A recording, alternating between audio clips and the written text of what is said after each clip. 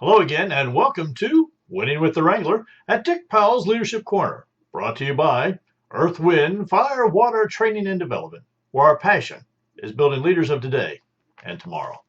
Today we have Miss Robin with us. Robin, how are you doing today? I'm terrific. I understand that you have brought a topic to us today that is just super duper. Well, it's interesting how super duper it is. Can you tell me a little bit about it? I don't know. We were watching TV last night. All of a sudden, this thought popped out of my mouth. Okay. Inconsistent leadership. Inconsistent leadership. Now, I know we're going to get into it pretty deep and heavily, but let's just give why this means so much to you. I don't know. I really don't know. A lot of things are percolating in a couple organizations we've been in and some we used to be in, and things are changing. And I'm thinking that one of the challenges with organizations, first of all, is finding leaders. Finding leaders, right? And finding the right leader, not the clone of the current leader, but the right leader to go forward or complement what was done and catch up with what wasn't done, whatever, things like that. But also to choose the right leader. Okay. And to find it and choose it. Well, I noticed that you immediately put the definition. I imagine always. You just grabbed this out of the dictionary, I imagine. Yes, I did. That little one on the side of Word. That one. So it says inconsistent, lacking in harmony between the different parts or elements. Yes. Self-contradictory, not compatible with another fact or claim. Yes. For me, I think the biggest thing that always, when I think of inconsistent leadership, I think of people who are one way at home, one way at work, one way somewhere else, and people just don't know how they're going to react. Be like here, right? What they're going to do. That is true. There's also leaders who come in, are however they get in, chosen or elected, whatever, into a leadership position that change dramatically from what you thought, and sometimes become more dictator than leader. I have not experienced that for a long time, so don't anybody who's in anything with me now get your hairs in a whatever in a bunch. But I understand that has happened in the fact. But there's also inconsistency in some people's leadership methods in the leadership style. There's like inconsistent things in there. You have to step and go, wait a minute, they're so good in this and they lost it somewhere else. Okay. And that's just an observation. I want to step through what Robin has really put down here. She's started on to say, says the downside of leadership is that sometimes the leader is insistent it's absolutely inconsistent. I'm sorry. Oh, I can only read what she writes. Okay, they can take this two ways. Either leaders insistent in their views, methods, and direction, and that's exactly no one has anything to do. Or it could be they're inconsistent in their views, methods, and direction. So you never know which side of the room they're on. Well, I think that is funny. But you know what? I think it's a perfect point. Oh, that's one of those things. Yeah, it's a perfect point because this last week I've been working with this leader who's so insistent on their views and methods and direction. Their way, yeah. That they're just so close they can't even conceive that there might be something else. And so I think this is perfect. Okay, that's funny. I was going down the my way or the highway thing. So it can be as simple as not really being in the mindfulness of a leader. Correct. The leader may even be inconsistent with the vision, mission, direction of the organization they are leading. An inconsistent leader may not really buy into the organization's vision, mission, and direction, and those may be things to include in the interview process. Yeah, we have over our lifespan interviewed people for leadership positions. Right. And maybe we need to make sure that their leadership is in line with the vision, mission, and direction that the organization's taking. And we don't think to do that. I think the biggest thing that we've really discovered here, especially recently, when we're doing the interviews for leadership positions, you need to make sure that you are asking pertinent questions about the vision and mission and the strategy of the plan. But you need to write down those questions. And the answers and date them. You need to get their answers written down that they're giving you. Because what we're finding is that after a certain amount of time that they change their mind. And that might be why we have this inconsistent leadership situation, because they changed their mind. And so people don't know where it stands. Where you came in and you followed the direction, and all of a sudden you're this other side of the country. You're going somewhere where you got to sit back and go. The people are going, whoa, where did that come from? And how does that fit? How do we get here? Yeah. Plan? Right. Where are we going if we're not following? Yeah, it's bad. So sometimes the leader feels responsible for all aspects of the organization and does not delegate tasks. Correct. The result may be that the program and the activities do not happen or are canceled. I want to come back to that one. Oh, yeah. Unless they are important to the leader. There may be no effort for the members to buy in or help. Right. Now, I'm going to tell you right there, when leaders, when you don't allow anybody else into the leadership world, you don't delegate. Here's the unwritten message that you're sending. You're sending an unwritten message that they're not needed, they're not wanted, and they're really not smart enough to do the job because you have to do it for them. Right, and I'm going to tell you at that point, you're not the leader, you're the dictator. And that's terrible, because it is. Think about what happens at that location. Everything stops. Everything stops. The people that are on the committees and had been doing tasks, or were capable of doing a task, suddenly take a step back and say, I'm not going to do it to please them. They really don't want me involved. So, and at that point, why even go to a meeting? Now, you've gone on to say that the result may activate the programs are canceled. Right. They don't happen to cancel. One of the worst things we can do is cancel a program. Oh, it's awful. And the other thing, I think the worst thing we can do is when you do have one program and someone has a great idea, do two. Well, it's always better to have more than less. Well, I'm thinking of an ongoing annual event in one of my organizations where no one volunteered. Mm-hmm. It's like stepped up and volunteered to chair it, but I don't know that they went to individuals and said, we don't have a chairman. We've been looking for 3 months. Could you help with that? Yeah. It just got canceled. And everyone kind of went, oh my God, they canceled. And it happens that this program was a big outreach program to families of people and everything. And it was actually probably 3 times as well attended as any other program we have. And also it was one of our major, not intended to be a fundraiser, but did raise money for the organization. So it was bad. You've written it says unless they are important to the leader. Right. Just because it's important to the leader doesn't mean it's important to everyone else. Exactly. So if the leader's not checking in with everybody, how do we know? How do you know? Well, in this instance, the specific instance I'm referring to, it's very important to the people. It was not important to the leader. Yeah. So there you go. So, I have to tell you, when this happens, people just back off, and they feel like they've hit this brick wall. And once you bang your head against that brick wall several times, and the blood starts running down your eyes, you quit. Right. You feel like you're insignificant. You just stop. And your thoughts are not important. And so guess what? Now at our monthly meetings in that organization, I'm the only one talking. I know, because I can't keep quiet. But the other people, honestly, they have nothing to say. They have just shut down. Well, there's 2 things. One is they probably don't feel they have anything to say because they've been shut down. Well, they feel like what they have to say is not important. Exactly. The other thing is that they don't feel they're listened to. So Why bother? Why bother? Why be a squeak? So an inconsistent leader may not even show up for scheduled meetings or activities. Yeah. You've got to be kidding me. No, I've been in organizations where they only show up when they want to. You can tell. But they're the leader. You can tell the leader in some organizations when they're at the end of their term and they're tired, and it wasn't really what they wanted to begin with. They only did it for the wrong reasons, possibly. They needed someone. They were desperate. They took the job, which is never a good idea. Their life takes over. And they don't have time. It's like, oh, I'm sorry, I have a doctor's appointment, or oh, gee, I have to do this. So whatever. Yeah. They don't schedule their time. So the general. They're telling you they're not interested. Yeah, the general agenda may not be followed when they do show up. Yeah, I'm looking at that in meetings. We were grew up in organizations that were parliamentary procedure led, and we pretty much followed Robert's Rules of Order because we didn't know not to follow them, and they're not being followed right now. I'm in a couple of groups where But that keeps you on a level It keeps playing you field, so to on speak. something that's tried and true. Like I said, you might need to alter it. I'm not against that. But one organization, again, I told you no one's talking.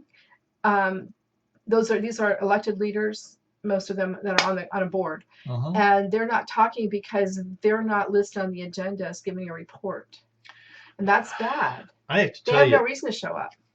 I've been rereading, servant leadership here Yeah, lately, it's good. and it's all about this thing of trustees, and they're using it intermixed with the managerial and styles and those kind of things. Well, it has a whole different connotation, doesn't Well, it? it does. As on instead of a board member, you're a trustee. Yeah, you have. It really sends a totally different thing, but we'll get to that another day. I can hardly wait. You have written a cool thing Oh, here. yeah, this was profound. And I hope. I'm going to let you do it because I screwed it up the first time. Go ahead. Okay, well, actually, I kind of left a word out. Okay, this is how inconsistent leaders might be their theology. Go with the flow or status quo. Maybe the way the inconsistent leader tends to go. So, think about it. Go with the flow or status quo. Maybe the way the inconsistent leader tends to go, because you don't want to make waves. You just want to do your time and leave. That's terrible. It's sad. That's and it's terrible. bad for the organization. In today's world where we're struggling, trying to actually keep nonprofits alive, working, yes, okay, functioning, and churches alive, right? And we're doing our best to do that. I believe some of us, anyhow. That we keep running the same situation, the status quo thing. Status quo. Don't rock the boat. Don't rock the boat. Status quo often tends to be stagnation, which means death. You're pond scum. Think about it. and so when I start thinking about this, I go, "You've got to be kidding me!" But I understand that doing something different than what you've always done is sometimes a scary thing, a scary situation. And I also understand that sometimes leaders just want to have a title so they can put it on their resume. Check. Yes. I just ran into a person that wanted to be on a board of directors, and they wanted to be on a board of directors so they could put it on their resume. But it looks good to some people if you're looking for titles and not. They're badge collectors, not badge earners. But when I gave them their expectations of what's expected of them to be on the board, they declined. Oh, it was too much work for them. Yeah. Okay. So, interesting. Inconsistent leaders sometimes alter the decisions and expectations of the group without consulting the group. Yeah. That's a dangerous position. It's bad. It's very bad. Again, people stop showing up for meetings. So all the decisions are made before the meetings happen? Or this decision made at the meeting and something happens and something else takes over, Well, yeah, the one we keep going back to over the years is the presentation for was it a $500,000 fundraising campaign at our church several years ago. This is probably 20 years ago. And somewhere along the line, I missed the last meeting before the big presentation. It suddenly went from a potluck to a spaghetti dinner. And I think I've told this story before. The problem with that was the church cook couldn't get her quantities right. So when it was time for the spaghetti dinner, we had exactly the number of people there that we said were coming, and she was 2 tables, which is 4 pounds of pasta, short of enough food. And it happened that the committee was sitting at one of the tables, and we didn't get to eat until after the meeting because she had to go cook 4 pounds of spaghetti. Again, if it had been a potluck, my thing with the potlucks from the beginning was when there's a potluck, everybody who comes brings food. The difference and there's enough food. But the difference was, one, the plan was already in and set. And somebody changed and it all 2 of a weeks sudden, before. Yeah. Change. I was very unhappy. Not only that, but I really didn't like the food our church cooked, and it made me sick. I was really unhappy. And again, it was my big plan to go with the potluck because the potluck sends the message that bring what you can, and we're looking to raise money. It doesn't bring, we're giving you free spaghetti, and we want to raise money. Yeah, but consequently, we were a couple $100,000 short on that fundraiser. You're giving me spaghetti. That's not really giving me. No, that's our elementary school fundraiser. Yeah. I'm sorry. Anyhow. Yeah. So connotations. Members may find all kinds of reasons to be absent from meetings when the leader just changes things arbitrarily without even getting them involved. Why come? Why go? Yeah, I know. So why spend your time where whatever decisions are made may be changed anyway. Right. And sometimes you have to come back and say we have to change a decision, but you can call a meeting or call a conference call. I mean, conference calls are free. Come on. 10 minutes on the phone to say this happened, this happened, this happened. We got to change. I mean, it just sounds so easy, doesn't it? It is. It's going to come up and have that plan in place. But this inconsistent leader thing, though, keeps going back to communication. I don't. Oh, no. Number one, Boy Scout. It just seems like it just keeps coming back there, and I don't understand it because we all have a cell phone. Pretty much. Pretty much, we're all on LinkedIn and Twitter and Twitter and group email. Come on. It's simple. Communication is it's a lot simpler than it used to be. We don't have smoke fires and drums anymore. You know what I mean? Well, there's still drums here. Those are pretty effective. And we still set fires every once in a while in the backyard, but no, it's all good. But that's for cooking. Come on, or smoking. Smoking. So people will generally be who they are. Yeah, that's one of those facts from our friend Harold. So think about it. They're going to be who they are. Yeah, do not develop unrealistic expectations for new leaders' abilities. And again, a thoughtful interview process is important. And if you hear nothing else that Robin and I say today or many days, this interview process, we have learned, is so important. And it's so important to make sure that those interview questions are written. And you write down the answers given to you by the person you're interviewing. And you both sign them. And date them. Now, it's so important. Again, we're working with another church that's in dire trouble because of the person that they brought on has changed in year 3. Everything from what that person had said they were going to do in year 1. So I'm going to tell you what, it's something to look into. Now, and we should also say that happens. We're hearing that happens more than we ever would have thought it did. We're hearing it happens. Wow. It's almost a normal, consistent thing that happens in churches today. It used to be unexpected. Now it's kind of like commonplace, which is bad. It's bad. Yeah. So some leaders may seem to change their mind or lose directions, and we might refer this as the shiny ball syndrome. Whatever catches their fancy is how they think at the moment.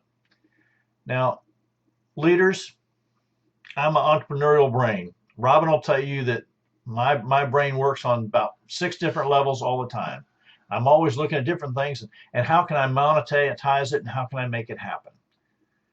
But when we're leaders of an organization, we're leaders of a family, we're leaders of a company, we need to understand that we need to stick with and make all decisions through the vision and the mission. You see, everything we do on the strategy, the plan, needs to be looked at through those eyes. Absolutely. Okay. And you need to keep that consistent. One of the things I learned to do a long time ago was put the purpose or the vision or the mission, whatever, on the top of the agenda. Mm-hmm. Or break the agenda up so as you hit different parts, you're hitting different parts of that. Uh-huh. So you know what you're constantly reminded of what the purpose is, what the vision. It's just so important. That. And it's not something you have to bang somebody in the head with, but it's always there, and it's a reminder. I think that needs to be our guide. How does that serve? That's our guide. Yeah, how does that serve? Mm-hmm. So if they are somewhat inconsistent in their personal lives, how does that translate into their leadership abilities? I'm going to say kind of mirrors each other. I'm going to tell you what Grandpa always said that, leopards didn't change their spots. Oh, ouch. We're just full of colloquialisms today, aren't we? Look, my grandfather was a cool guy. It's true. And it's true. It's true. So how will they lead? When you look at their personal lives and you look at they're coming into leadership position and you ask that question, well, what kind of leader do you think they'll be? You need to really think about that strongly. So look at how they react to different situations. Mm-hmm. Look to how they react with their children. Oh, yeah. Look how they react to other people. How their children behave. how other people react to them in different certain ways, mm-hmm. situations.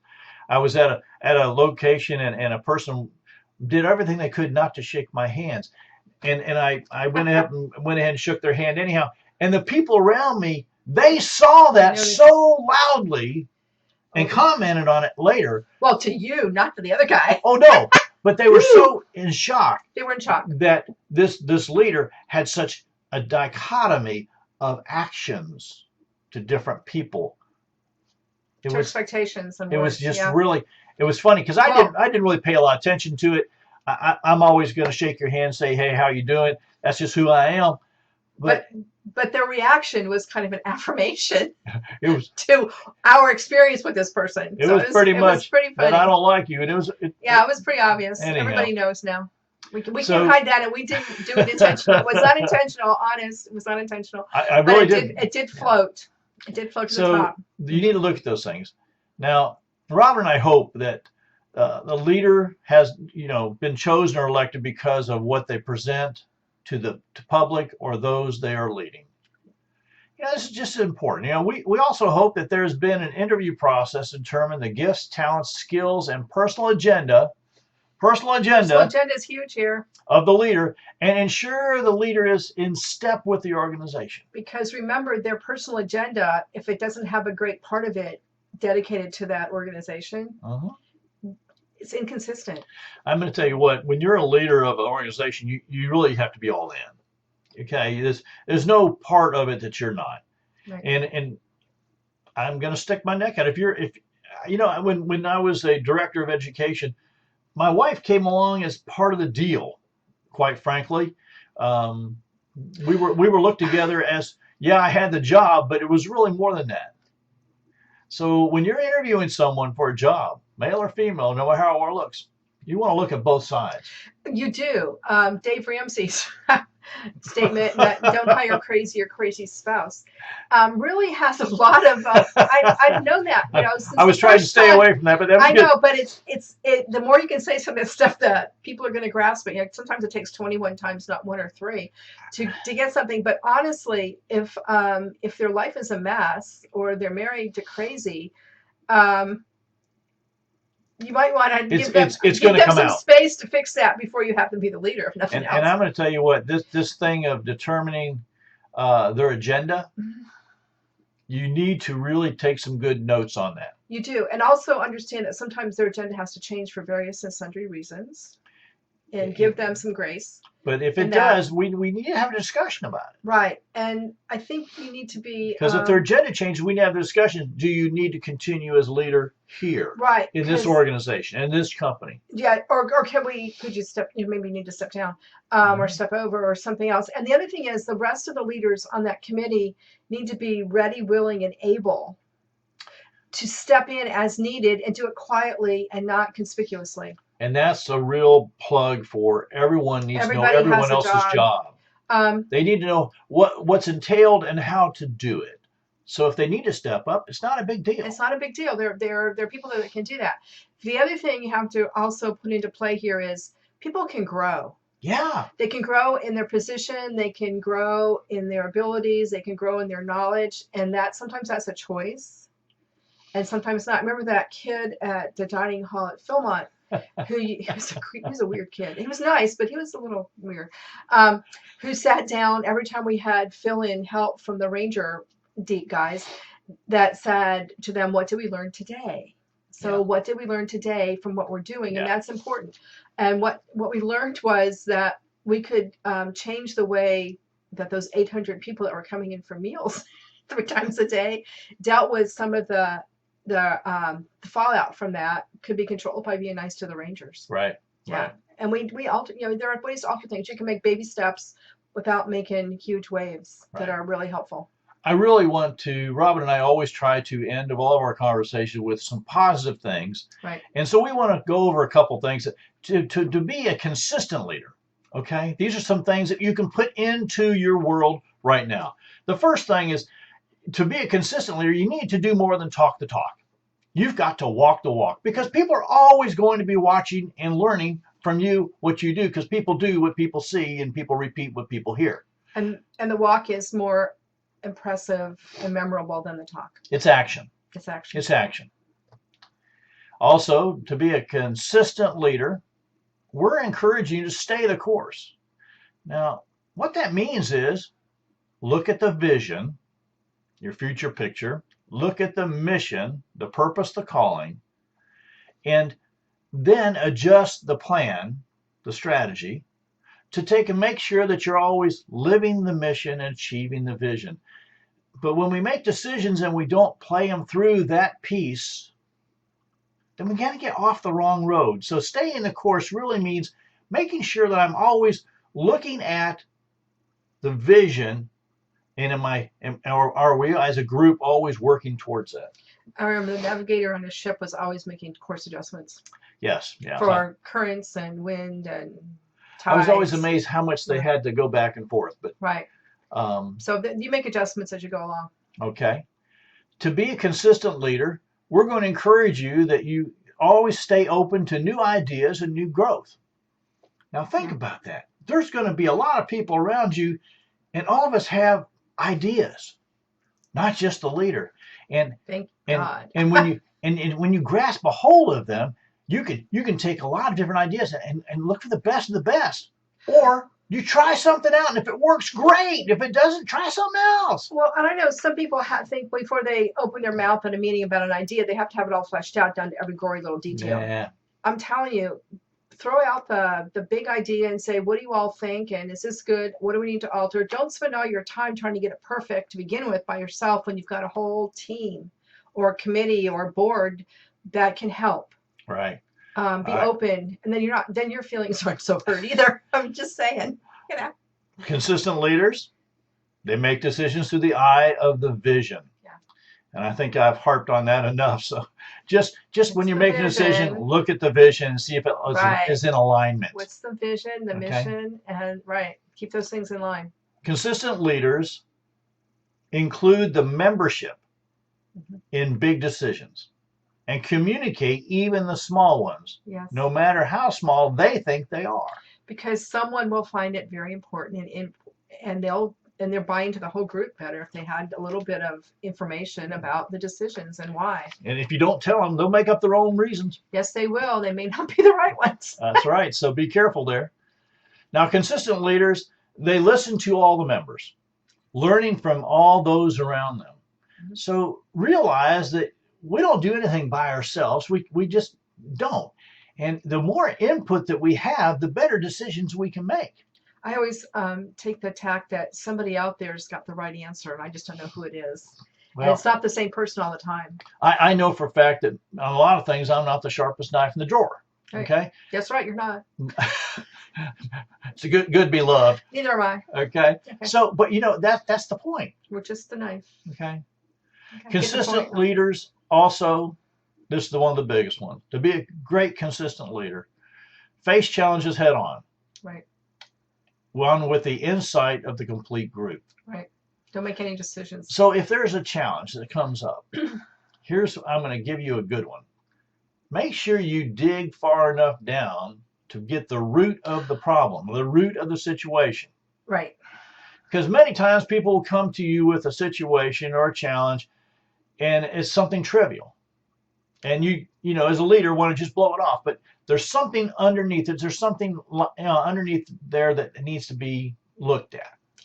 Also remember that when you're have challenges and you're looking for reasons, that the first reason given is rarely the honest one. Yeah. It'll be number 2, 3, or 4. Remember working with your children.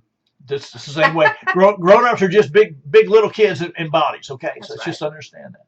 Be consistent. Consistent leadership. We're going to encourage you to work on it for yourself. Now, on behalf of myself, Dick Powell, and Robin Powell, and the whole Leadership Corner team, we want to say thank you for you being a part of today's program. Our hope is that you've received a nugget of wisdom and guidance that will help you build your leadership ability. And of course, if you have any questions or comments on today's program, don't hesitate. Send us an email. Dick@leadershipwrangler.com. Dick@leadershipwrangler.com.